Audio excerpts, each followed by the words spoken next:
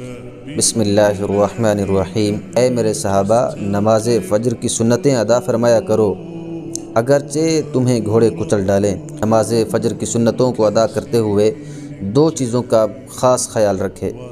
لا صلاۃ بعد الصبح حتی ترتفع الشمس۔ بسم اللہ الرحمن الرحیم۔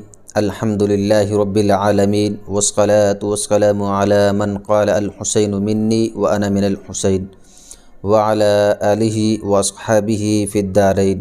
معزز سامعین و ناظرین، رب ذوالجلال قرآن مجید برہان رشید کے اندر ارشاد فرماتا ہے، فاسألوا اہل الذکر ان کنتم لا تعلمون۔ اگر تمہیں علم نہیں تو اہل علم سے پوچھ لو۔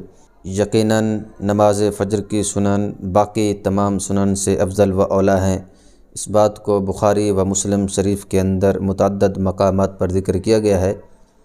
تو اس حوالے سے جو نماز فجر کی سنتیں ہیں ان کی جو اہمیت ہے، نبی پاک علیہ الصلوۃ والسلام نے اس انداز میں بیان فرمائی۔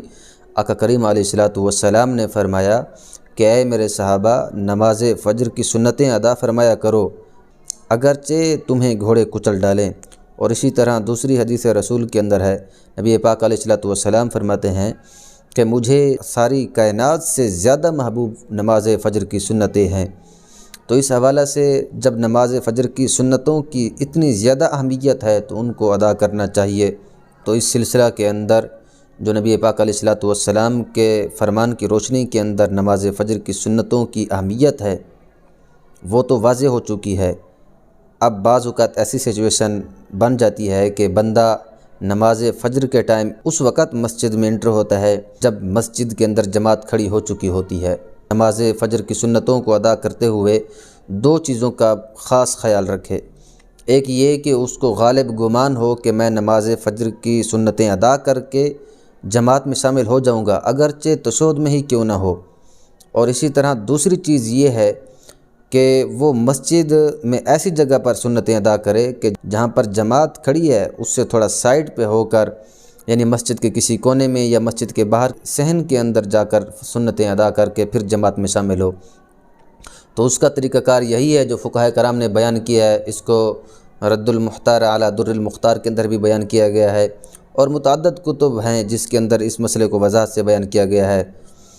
تو اس میں یہ ہے کہ بندہ دیکھے کہ اگر میں جماعت میں شامل ہو جاؤں گا تو پھر نماز فجر کی سنتیں ادا کر کے جماعت کے ساتھ شامل ہو جائے۔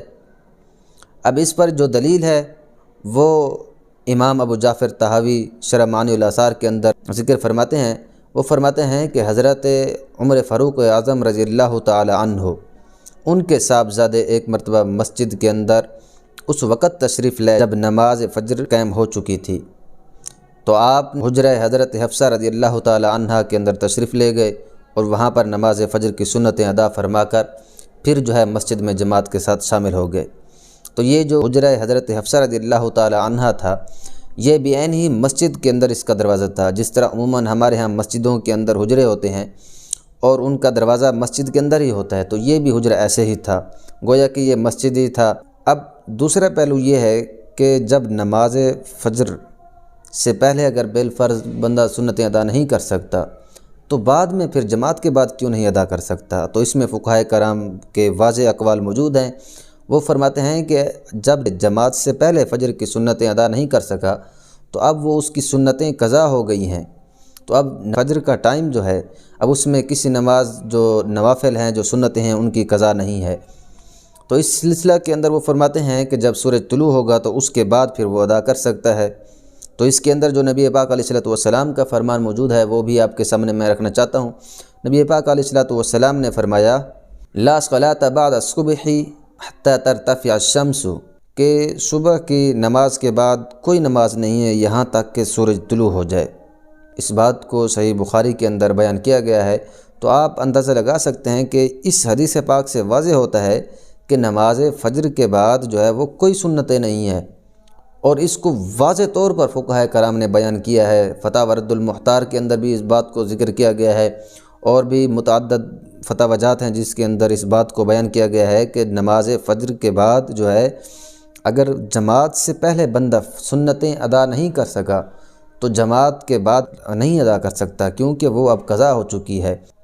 تو یہ فرمان رسول صلی اللہ علیہ وسلم سے دوری کا نتیجہ ہے جو اس طرح لوگوں کے ذہنوں میں کشمکش ڈالتے رہتے ہیں۔